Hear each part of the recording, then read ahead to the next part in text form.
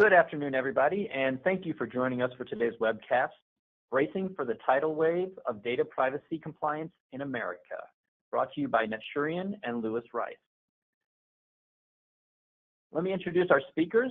We have Billy McAuliffe, who is an information technology attorney at Lewis Rice, and John Ayers, who is the Vice President of Product Management for Netshurian.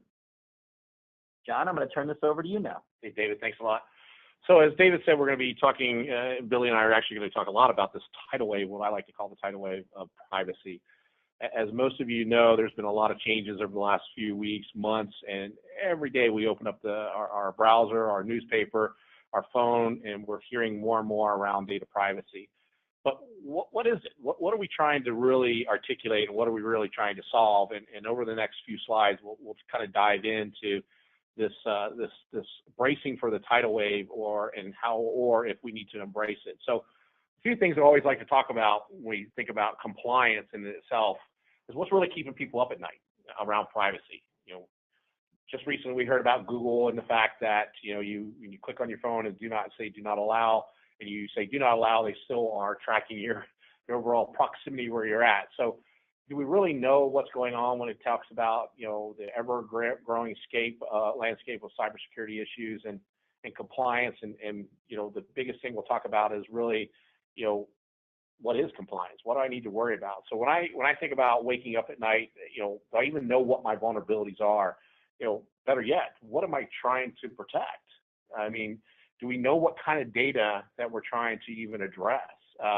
What is compliance? I mean, you hear all these different acronyms from HIPAA to PCI to SOX to NIST to SANS, GDPR, yet another new acronym when it comes to compliance. But what are the risks? What do we really need to focus on? And because at the end of the day, risk could be just walking down the street. A risk can be all about clicking an email. And then how much time are we really spending on trying to protect this stuff and chasing this? We get alert fatigue. There's going on around, chasing down what we think is, am I compliant, am I not? And look, there's a lot of vendors and contractors, and we ourselves are one of those that's going to come in here and try to tell you how to embrace this ever-changing issue. But really, at the end of the day, if there's one thing I want everyone to walk away from during this conversation is start with data. What kind of data do I have? Is it been classified? And then how do I now create the right workflow to address that data, and what kind of data does it need to be compliant? So one of the things we wanted to start with is really this ever-changing, evolving landscape to give you a better understanding or a foundation around this. Because look, the change it's happening quite rapidly for us all when we think about the changing landscape. Just recently, 90% of organizations at least have one malware-related incident. When I say malware-related incidents, I think about ransomware. We clicked on an email, we were phished or spear-phished or something of that nature, and next thing you know, someone's asking for $500 or 4 Bitcoins or whatever the case may be. But that's really not the biggest problem. Organizations have had at least one of these things caused by the insider. The problem we have is we're all humans. Mm-hmm. At the end of the day, if you had to ask yourself, what's the top 3 things I need to do inside my organization to prevent, different types of ever-changing landscape, it starts with the human, the person. We are the people.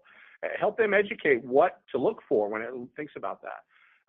And what we've seen, which is huge, is over 50% of organizations have had to deal with some type of ransomware. I mean, that's alarming considering the fact that we're continuing day in and day out trying to help organizations to combat this. But at the end of the day, it's coming back to the human. So let's talk about a little bit about who's doing what. And I think that's really important, because if we don't know who's attacking or who's doing what, there's no way to really combat it. So let's think about the fact of who's hitting us and who's attacking and why. So we have really 3 different types of buckets. We have the hacktivists, and really a short definition of our hacktivists out there today is those are people who are trying to do the right thing, right? These are certified, ethical type of hackers, and these are the guys who think that, hey, I'm coming there to help you understand that. And then you have the others who are profiting from your mistakes.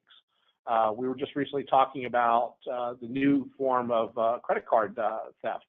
A lot of people think they're stealing your credit card to go out and buy things about you or potentially understand your identity. But what they're actually doing with those credit cards is taking the very short window they have and laundering the money, buying gift cards from Walmart, Amazon, Apple, whatever the case may be, because that turns that into legitimate money that no longer can be tracked. So these things are very relevant today and very in front of us. And the other is our nation states.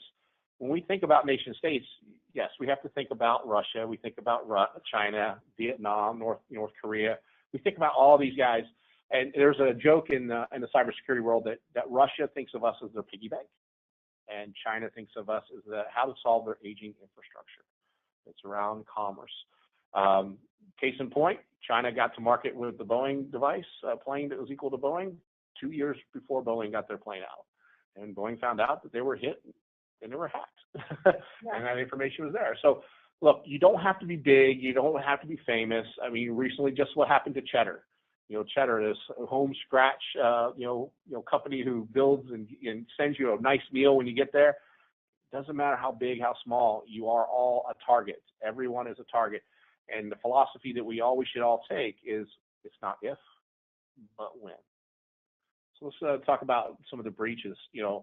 90% right now are impacting small business. I like to say that this is actually enterprises alike, right? Because they're lacking this IT expertise. And we're hoping that out of this webinar that everyone will walk away with just a little bit of information around what to go do and how to help with that. The other is compliance requires maintenance. Just to say you're compliant does not mean you do not have something to go do. And that's really something we will drive home here a little bit, because I don't want you to walk away that it's just around PCI. We're going to talk about privacy. We're going to talk about the data. We're going to talk about how you'll if not doing this, how it can impact or even cripple your business. We know today that 80% of businesses today who have been breached in the small to mid markets go out of business. They're gone. They're not here today. So we know that's for a fact. So if we think about the average cost of these records, it's costing between $50,000 to almost $100,000, we'll call it $87,000 in monies that people are talking about when they lose that. So to a small business, that is a lot of money. That means that business most likely cannot recover. Even with the best insurance, cyber insurance you have, it's hard to think about how to recover from that. So before we dive into any more about that, I think what I'd like to do really is get you engaged on these privacy laws. They're changing so much, right? I mean, compliance is here. We've had compliance with NIST and SANS, and Homeland Security has given us these top 20 things. But out of all that, we were always thinking about technology. We weren't thinking about the data.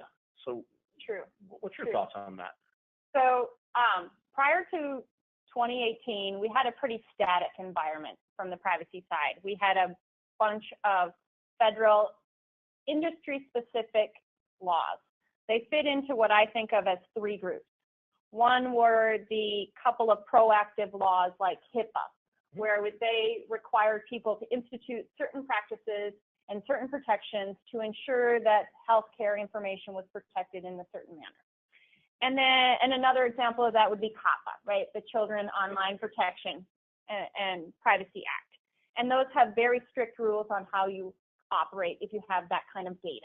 But those have been, they've been around for a long time. Yeah. And they're very much enforceable today. And I always used to joke that when I worked with people on HIPAA, that I never looked good in an orange jumpsuit, because there's right. the output of that. And that is an interesting part of HIPAA, is that there isn't a private right of action. It is only a regulatory crime or fine involved with that. And then there were the group that were like anti-fraud or anti-spam, or those type of actions, like CAN-SPAM, which is the spam email law, or computer fraud and abuse, or the FTC Act for trade practices, unfair trade practices. And then there's the final group, which were like reactive, meaning I have to give you notice if I find out that your information has been breached or taken or accessed, right? So that would be like Graham Leach Bliley with regards to financial information. And then we have this hodgepodge at the state level of state breach notification laws. And we probably, everyone on the phone and everyone in this room has received a notice under one of those laws. Your information has been breached, and here is some information about how it happened, when you think it happened, here are the credit bureaus that you should contact, and giving you information to protect yourself from identity theft. So some examples of that would, like the Home Depot breach. Right. Target breach. Target breach. The recent Equifax breach. Equifax breach. All those but most of those breaches were associated with some type of credit card abuse or fraud, in this case. And then the other piece around that is just, so talk to me about the spam law, right? Because everyone's getting this IRS call all the time. I keep hearing about that. Say, hey, it's going to expire within the next 24 hours if you don't do that. But that's a privacy issue. People are falling for that, right? They are falling for that. And there are regulations. Most states even have can spam-like laws that you can get onto, and, the no-call lists and those type of things. Those are claims. They're very difficult to make, though, because you have no information about that person who called you. Right, and they claim to be the Internal Revenue Services, right? It's always that S there, so you don't. They're not actually saying they're the IRS, right? So those are very difficult claims to make, and almost all of those laws relate to something, to information or data that could be used to steal my identity. They're not general. It has to be some financial harm to me before any of those actually come into play. So you're saying if someone stole my identity today, unless someone had some type of monetized amount of dollars, I really don't have anything. Not really. Outside of these new laws that have come into effect recently, I always say this, for example, you could start going by the name Billy McAuliffe today. And I don't really have a claim against you because I'm not famous. There's no goodwill that attaches to my name, right? Someone could decide to name their child Billy McAuliffe, and I don't have any claim against them. But if you were to use my name plus my social security number, then I have a claim, right? And why doesn't my personal name have some value to me? And that's where we come up with the changes that have occurred. Because in Europe, they have always sensed this. They have this belief that I have an unalienable right to protect my name and my information. We've not really thought that way, right? And so they've had laws in effect for a number of years. But recently, with the GDPR, the General Data Protection Regulation, coming into effect, that has changed, and those have become much tighter and much more protective. Brazil also has implemented a new law. And then there have been numerous states and even some cities in the U.S. who have, in the last year, enacted new laws that cover this more broadly defined personal data and personal information. So, and what I thought, because most of these are all based upon the GDPR and the protections that are there, I thought we should really delve into those, and then we can understand the rest of them. Absolutely. So let's stick with the basics, right? Last year, everyone got a date of May 23rd, something of that nature. 25th, yep, right? 2018. So that was 2018. You had 1 year to get compliant, and then so that everyone was to be compliant. And I put that in quotes, right? Compliant. Just recently, as of May, and this is what, August. Basic, you had to understand GDPR, what it was a new standard. So talk to me a bit about that, this broad understanding of GDPR and the basics, right? Because it's important for people to understand there is some basics, right? Right. Well, the first and foremost, how it kind of turned the world, or this kind of tidal wave, was that it has very broad jurisdictional approach. So I would say, Louis Rice, we don't have an office in France. So why should this apply to us? Well, the regulation is written such that if you have operations there, you must comply. If you sell goods and services into the EEA, and that's the European Union plus Iceland, Liechtenstein, and Norway, and you must comply.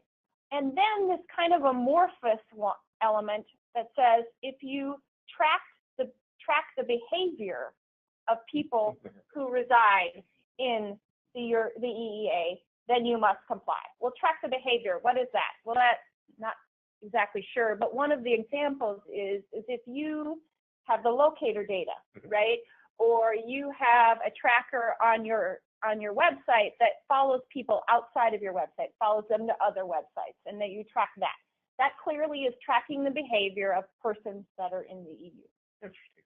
And so that hit, so people are looking at that and they're like, whoa, so I don't operate there, but now it looks like I might need to comply with this very broad definition, or this very broad regulation. And so then they delve a little deeper. What are we protecting, right? What are we regulating? We're regulating the processing of personal data. So the first part of that, personal data. Personal data is as broadly defined as you could about make it as anything that could be used to identify a person. Doesn't mean that you, John, can identify that person, but someone could use that information if they were very technical, and you probably are better than me because I don't have that kind of knowledge. But you could use that information to figure out who that individual is. So connecting the dots. Connecting the dots, exactly. And then processing. What's processing? Well, processing is pretty much anything you could do with data. And the important thing is data is not necessarily bits and bytes. It's not electronic data. It is also paper data. And that threw people for a little bit of a loop as well, because they were thinking only technology, as you said before. So then, what does it mean? What do we mean we're going to regulate the processing of data? And so the easiest way to think of this is really thinking of it as an informed consent law, kind of like your health care, right? The doctor has to tell you what they're going to do, and you have to, from all that information, make a decision on what's going to happen. This GDPR is really about informed consent, and there are 6 different ways you can give your consent. You can give outright consent, which obviously is the most popular and the most powerful. You can give your consent through a contract, meaning I chose to go on your website and give you my information for the purposes of buying a sweater. And I have to give you that information if I want them to actually send me the sweater, right? I don't want it to go to somebody else. So I have to give my information. I could give it through some kind of lawful purpose, right? So if you, John, have my personal information and I sue you for that sweater purchase, you could use my personal information for the purposes of defending that lawsuit. And then there are a couple of others which are not as popular, but more like public interest type. So let's talk about that consent for a minute. So you gave some great examples. Let's take hospitality for a minute for consent. You go to a hotel that say it's in the, let's talk about the example of an EU person from the EU coming to a hotel here in the United States, and they go to the Hilton, swipe the card. At that point, the Hilton knows that you're from the EU, and they're under data privacy. So but they gave consent to the Hilton to know about their personal information, their name, their addresses, their credit card information, everything, who's staying in that room, how many days they're going to stay at the room. So with that example, that hotel at that point has an obligation now to protect that data under GDPR. They do, so long as they already fall under it, right? If they fall under that, so let's say that hotel happens to know that they have a website. Let's say this person is from France. They have a website in French, and they have now put themselves under the jurisdiction of the GDPR because they're trying to sell their goods and services into the EU. They put themselves under the GDPR, and now they know they have information about a person who lives in France who has come to stay with them. So there's the difference there. So you just made a very good assessment there, is that they, for the sole purposes of targeting those customers in France, because they built the framework to support that, they want them to come to the States to leverage that service, they now have put themselves in GDPR. However, if they were just a hotel in the United States, and a French person comes over, doesn't necessarily, right. There has to have come under the jurisdiction. Perfect. So yeah, it's a little bit of there is an analysis that has to go on. And that's the key, right? And that's what I'm talking about, is you just can't assume. You can't just take ignorance as bliss. Right, when it comes exactly. So you have to talk through these use cases to address these individual rights of these consents, is what I'm hearing, right? Right. So now they come under it. They know they have this information. So now there is a laundry list of things they must do under this regulation. First being these individual rights. They must allow individuals to exercise these rights with regards to the information that they hold. So taking this example of the hotel person, they have their name, their address, their credit card number. Okay, well, all of that clearly personal data. If that person after their stay wants access to that information, they want you to tell them all the information they've kept on you. If you have video cameras, right? Mm-hmm. Video cameras in your hallways and you have pictures of them, you would have to tell them about it. They would have to be able to rectify it or correct it if it was wrong. They would have the right to restrict it. You could only use it for the purposes of me staying at your hotel for that 2-week period, right? Or they could object to you doing other processing. And that is very important. I gave you permission to use it for the purposes of my stay. I didn't give you permission to use it for marketing later. I have to have given you permission. And that's a consent. Consent, also. And then probably the one that sent the world a little bit in a tither was the right to erase the information. I have the right to be forgotten. So I call you up after my stay and say, I stayed with you. My name is Billy McAuliffe. I stayed with you for this period of time. I understand you have my personal information. I want you to forget me. So the problem is, and because I'm a lawyer, it comes straight to this, is like, what if you got hurt while you were there? I erased your information and I have nothing to defend myself with. So there are exceptions within the GDPR for those type of things, but you have to be ready for those. When that person calls you and tells you they want to exercise these rights, you only have 30 days to reply. Oh, wow. So you have to say, okay, I will forget you to the extent I can, but I must keep this information to protect myself should there be a lawsuit, and I'm going to keep it for X number of years. So, usually tied to whatever they could still bring the law. Oh, that's the complexity that compliance brings. Right. So then the other things, and this is where really the security issue comes up. There is a requirement in the GDPR that says you must have adequate security measures taking into account the state of the art, the cost of implementation, and the nature, scope, context, and purposes of processing. So this means you have to look at the data you have. You need to understand what level of protection that requires. So for example, if it's information that you could use to discriminate against me, maybe my sexual orientation or my race or something like that, that requires heightened security because it could harm me. Financial information is another example. If you had my credit card information, you got to keep that tighter, right? Oh, absolutely. Because there's greater harm. But this is a weighing approach because again, the state of the art is always changing. The cost can be astronomical, and if it's just kind of ordinary personal data, that probably doesn't need that super high security protection. It also takes into account the change in hackers and the change in threats and the change in risks. So you are to keep up with the times. This is not a snapshot compliance issue. No. So on that note, one thing that's needs to be very clear is being compliant doesn't mean you're secure. Exactly. And too often we are in a society that I put a SIM in, or I'll put a firewall in, I'll do these things and I'm secure. But that doesn't mean you're compliant. So we do have this pendulum or the seesaw effect of, yet I'm compliant, but I don't have enough security. Exactly. And where GDPR is now saying, hey, you got to balance this. Right. Your information now is this whole PII, of personal identification information, is now what do I do? How do I classify that data? So one of the things that I always like to coach people on is the compliance aspect.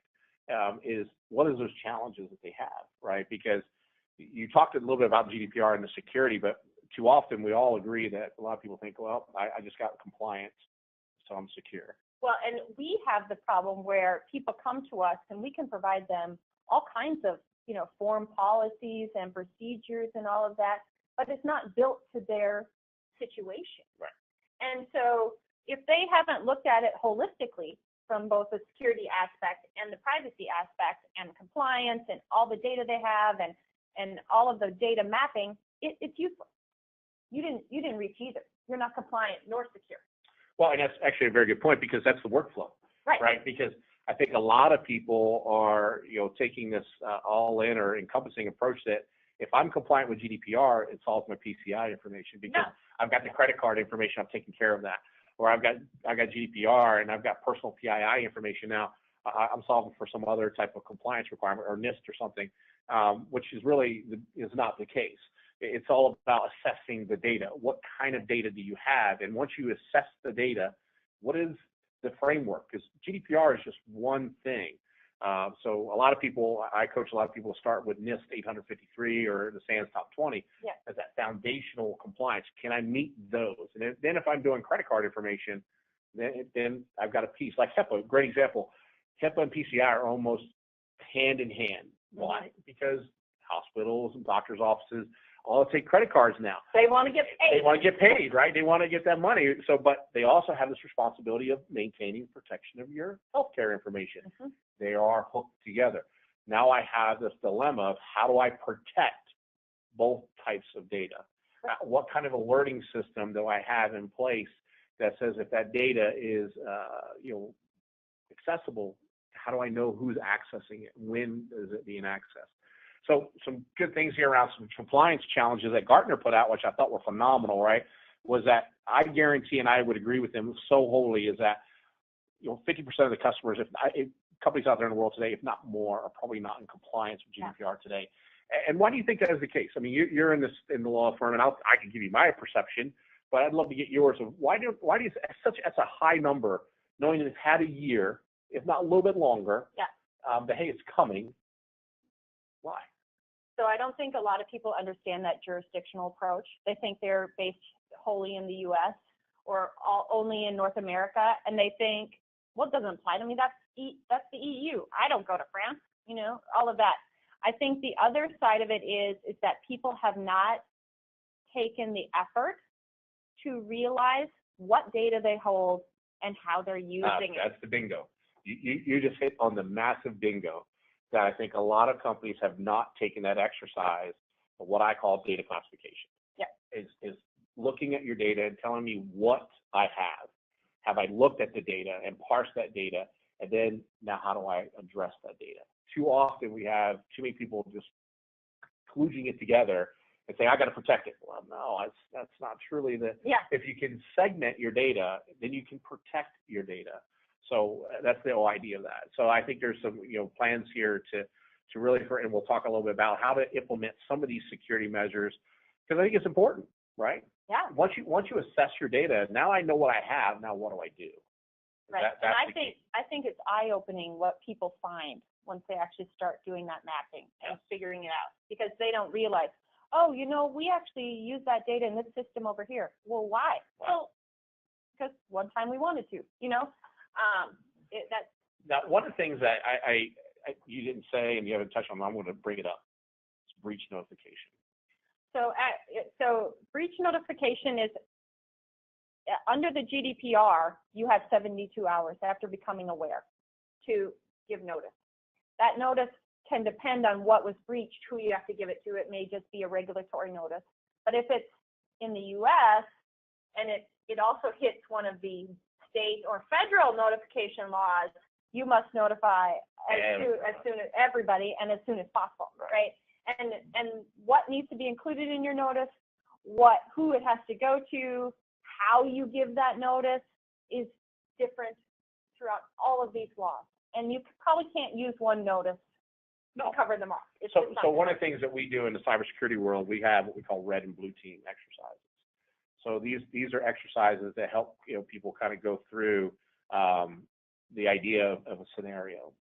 I think what I'm hearing from you is that maybe that should be part of everyone does a malware exercise, they do phishing exercises, but GDPR, it may necessarily need to know exactly who do I need to notify based on the state I reside in and what the type of data is. So this challenge now, are you ready? Have you gone through those exercises? We suggest that you have forms ready too. And they may not, you still probably need to go back through and look at the time a breach actually occurred. But what we suggest is that you have a kind of standard form that should financial information be breached. Templates that you can use, because you have to respond quickly. You don't want to be looking up a million different laws at that time, right? You want to be ready to go.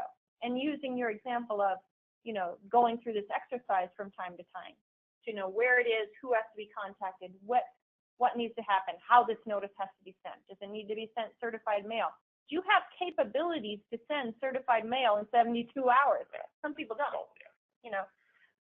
and I think probably from a GDPR perspective, this is where the rubber meets the road, right? These penalties are significant.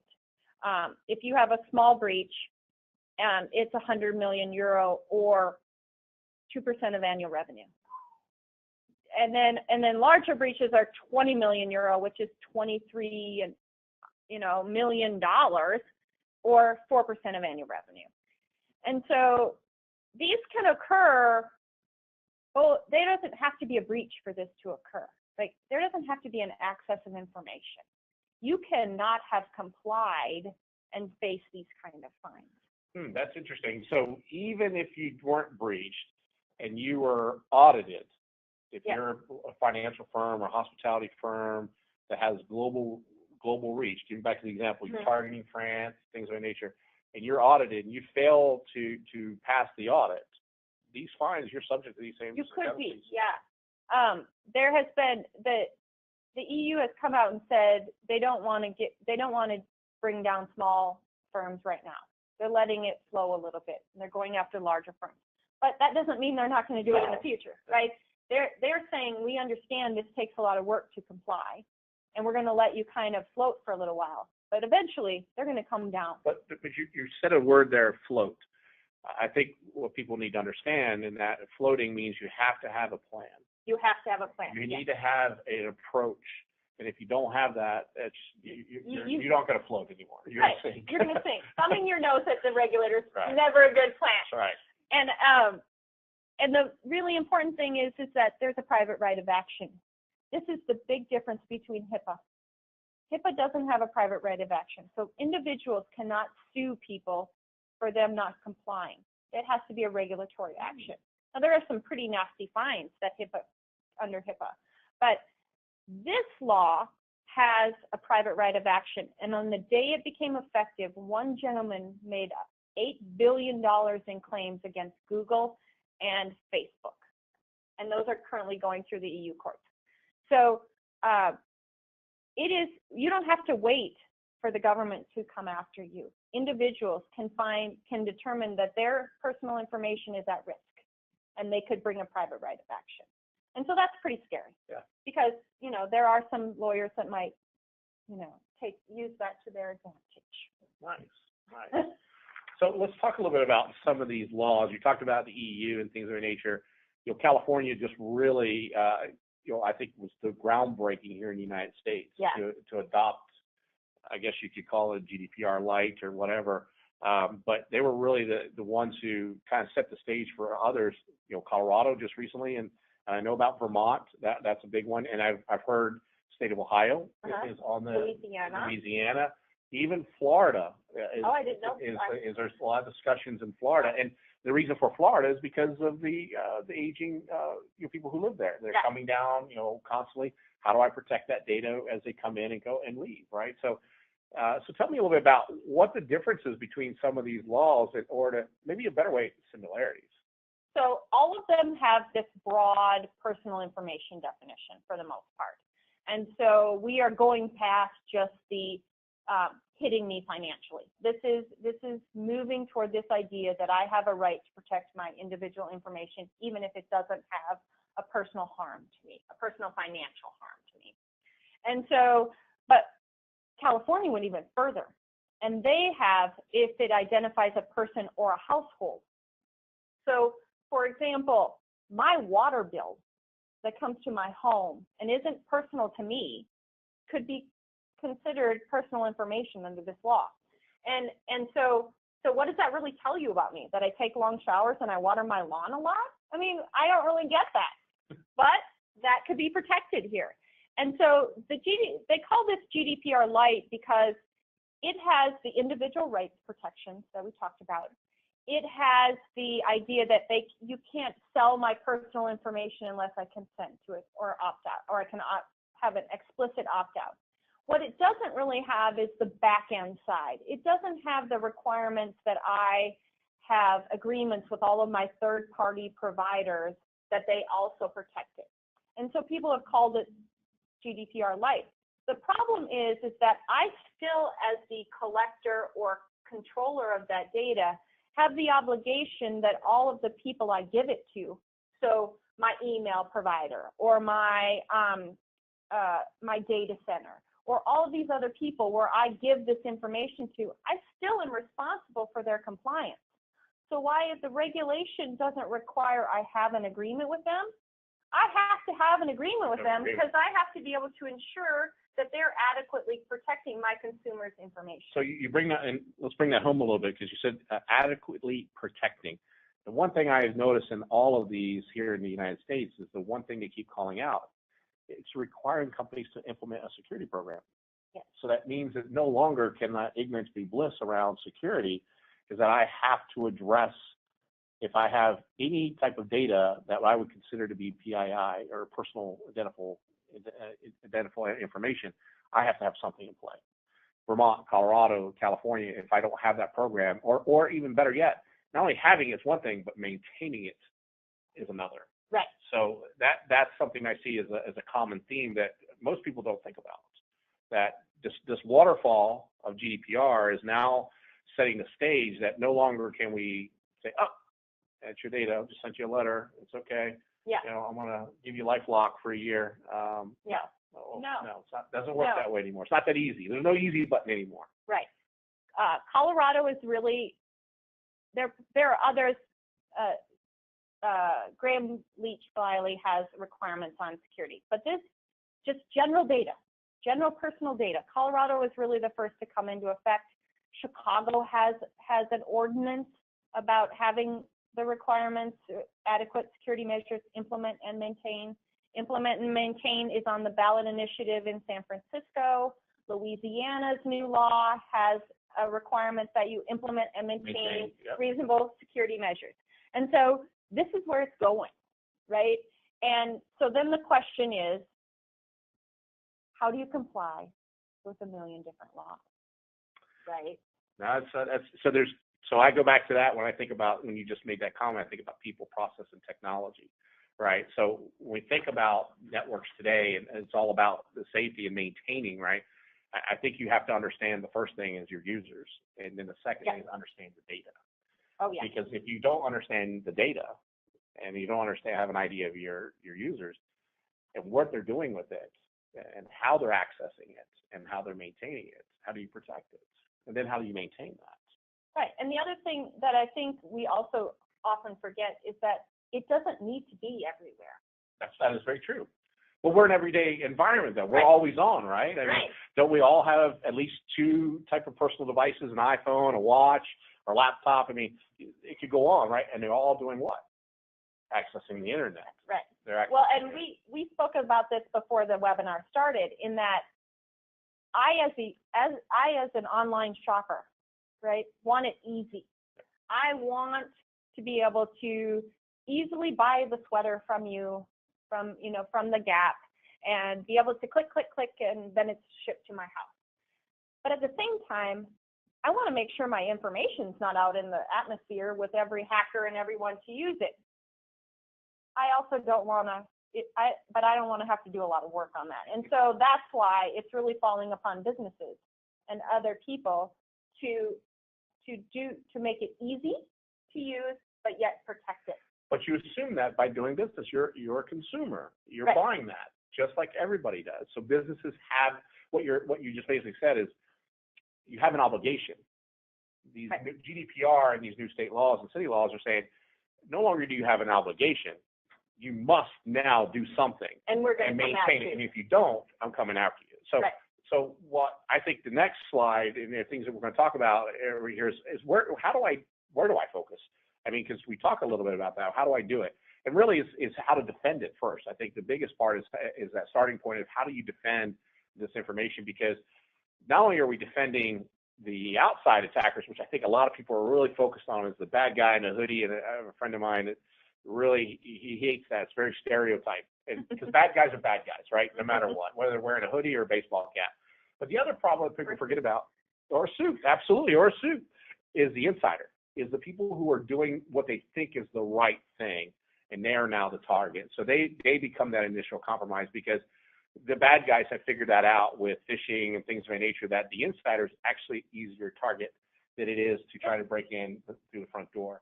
So once the breach is done and they've stolen, they got this lateral movement, the idea of this dwell time, and the reason I actually zeroed in on that 72 hours is the dwell time right now is 200 days, 90 days, something of that nature. So you don't even know you've been breached. You don't even know how to react and make that notification because you don't even know. And so the problem we have is how do I get back to normal? How do I know what is normal? What kind of tools do I do to minimize this type of threat, knowing that, I think FireEye a few years ago made a comment on 60 Minutes that 95% of the companies in the United States already have been breached. Oh. I think maybe I'm mismarking the words, but I think what his point was is that it's not if, but when, and it's not, there's no silver bullet. So when you think about where you focus in these new challenges is that, how do I always get ready for the audit? What can I do? And this is where NetSurian, partnering with Lewis & Rice, can actually kind of help, right? Is that, we've got these great tools and we focus on these pillars of what we call connect, protect, and helping them comply, because we think that's an evolution, because customers are trying to connect their environments to the network, connect their users to environments, to the internet, to you, like yourself. You're a consumer. You want to go out online shopping. So they're trying to connect you to that. So they have to have your data to do that, right? Because how many times have you gone onto Google and you Googled something, you went to a website, next thing you know, off to the left or right, all these things start popping up about, wait a minute, I looked at last week. I looked at last week. They're trying to remind you that, hey, I want to go do it because that's your data, right? Yeah. They're trying to understand who you are and your pulse and what you do. So if you think about data classification, if you start there, I think that's the number one pace, is starting the classifications. Understand your value, right? GDPR is telling us, find out what you've got. Yeah. You need to figure that out.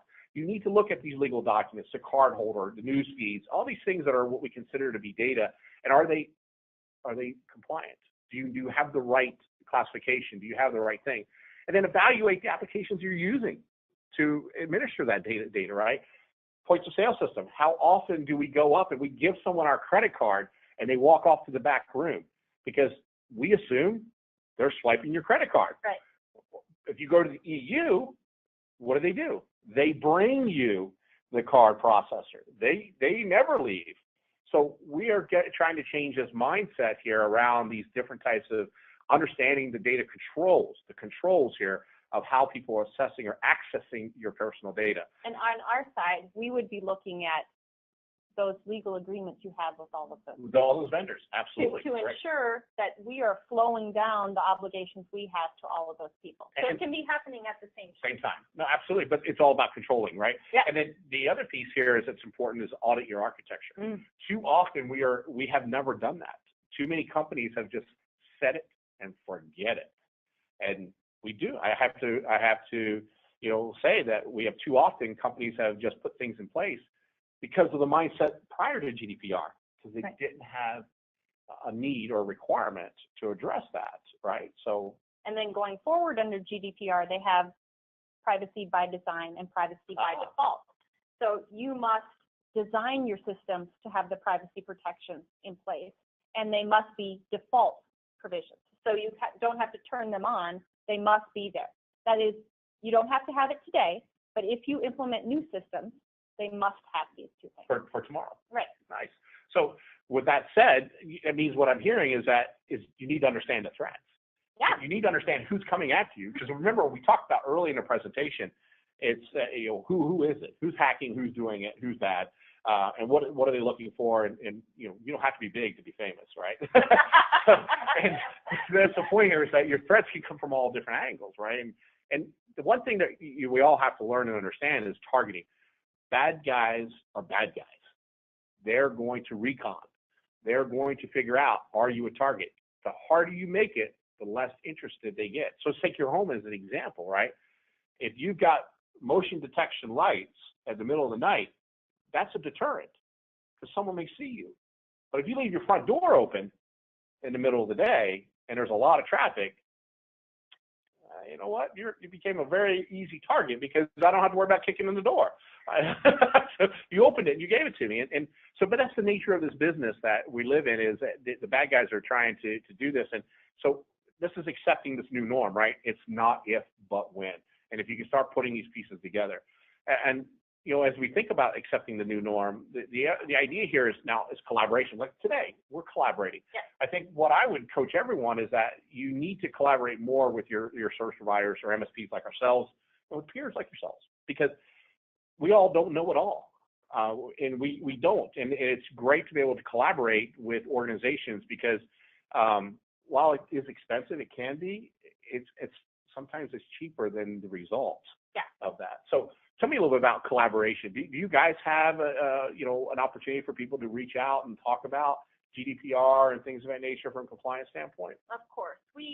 Well, first of all, we produce a number of publications and client alerts and things that we publish on our website to kind of get people at least enough information to know if they need to dig further. Okay. In addition, we can provide counseling on the phone to see if you even need to talk to us. Right. Some people may not fall under the guise of Okay. GDPR. Now, I'm going to find it highly unlikely people don't fall under the California law. Right. By 2020, by 1/1/2020, they must comply with the new California GDPR.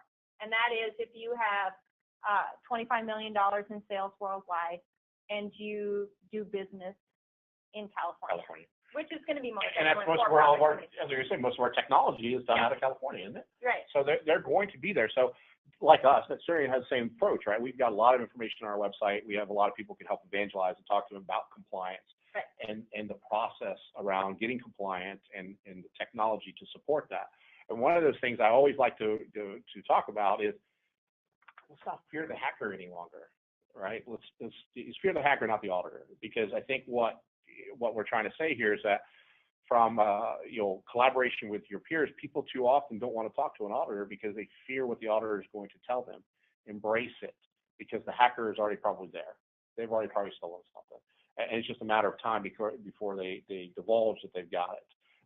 So look beyond the standards. I mean, I think the biggest thing is look beyond GDPR, look beyond PCI, beyond all the compliance regulatory issues, and really sit down with people who are in this space that can help them with these controls and understanding what is the keys of this kingdom and how to protect it. Because I really believe, someone asked me just recently at a talk in South Carolina, what would be the first thing I would do if I was turned over to the keys of the kingdom for a security program?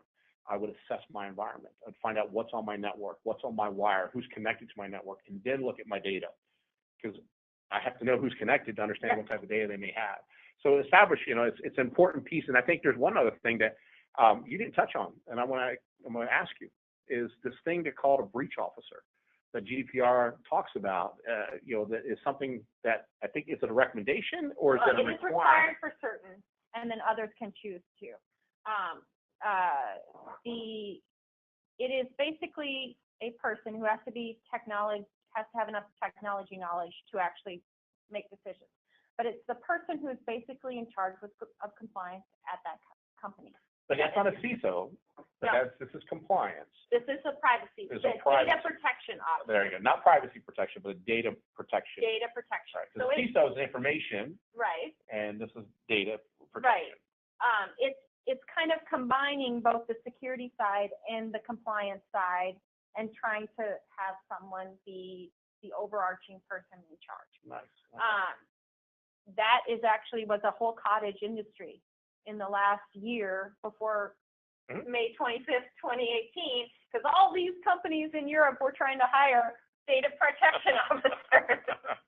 And, then there are outsourced data protection officers and all of that. And so we've seen a lot of that.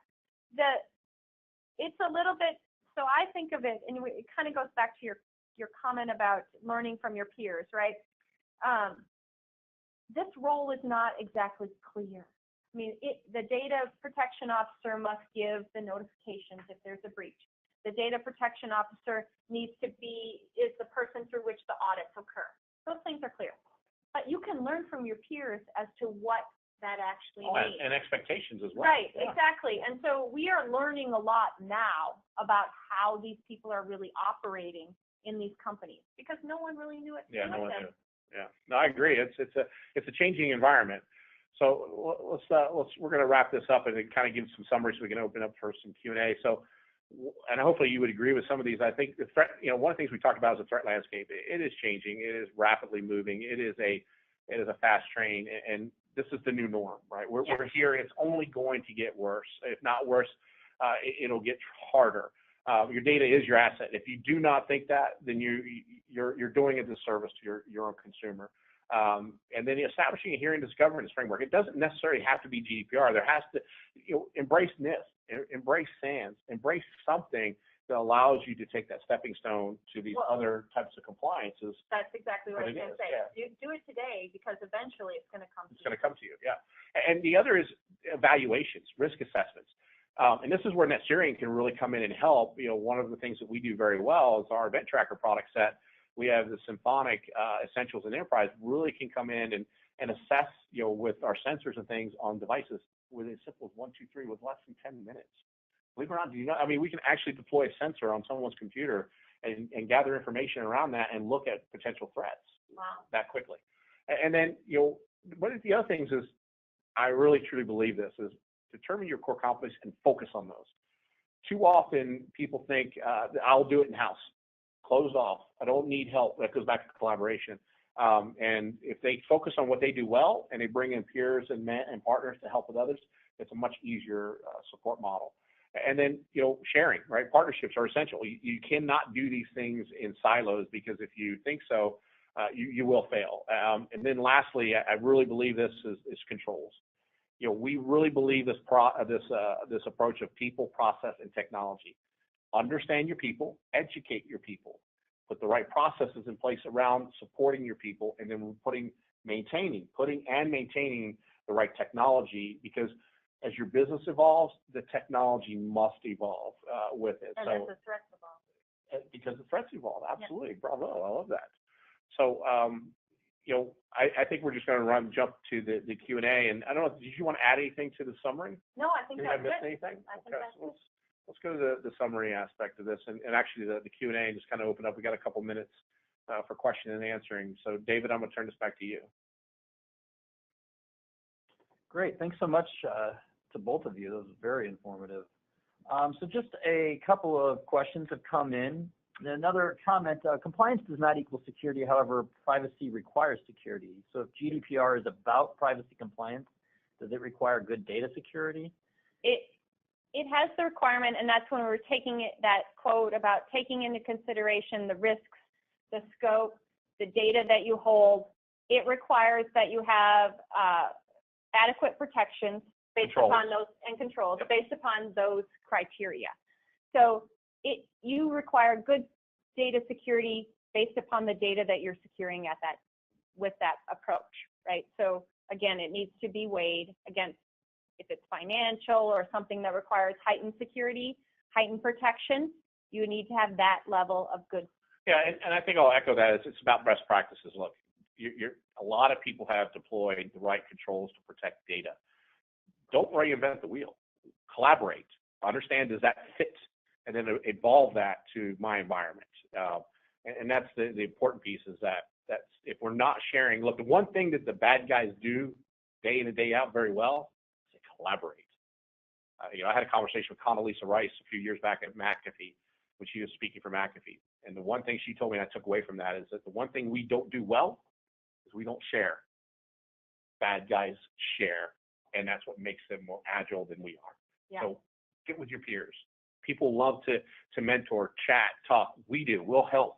Here at NetSurian, we'd love to educate you, help you on this journey of trying to get to the right controls to support your data. Yeah. One of the things that people often say about the GDPR is that encryption is required. It is actually an example of what they say is good security measures. It isn't technically required. Now, I think most people would probably say it is required to meet the reasonable standard. However, those are examples in there. And so I don't, that is to say if something better came along, saying that you used encryption wouldn't then be enough. Yeah, that's a great point. Another question we saw is, you mentioned, and we talked about in the deck, that there was going to be 50 laws for 50 different states. However, you also mentioned cities as you were talking about those. Can we expect more than 50?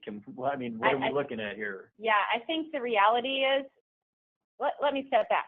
2 years ago, I wouldn't have thought this probably would come to the U.S.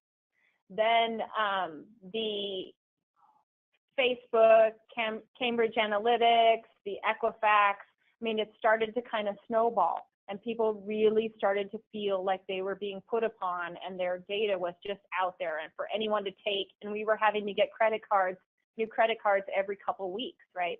It's really a big pain in the behind. And so there's been this trend to go to this.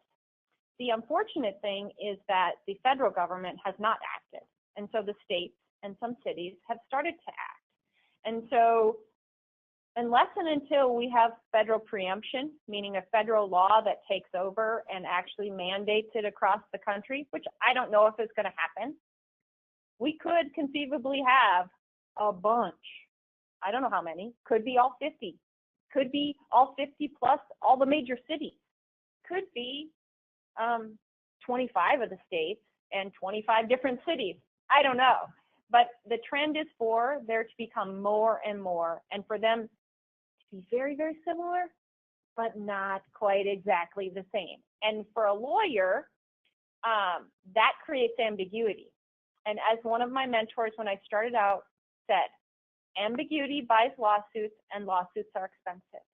And so we never want to go down that path where we have to say, well, I complied with California, I didn't comply with whatever Missouri puts into place, I didn't comply with Chicago, and so now I'm at risk for Missouri and Chicago.